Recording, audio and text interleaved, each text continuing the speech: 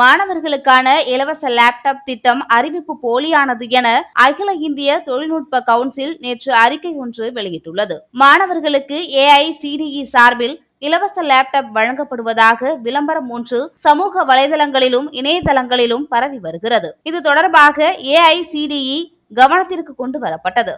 இந்த இலவச லேப்டாப் விளம்பரம் முற்றிலும் தவறானது.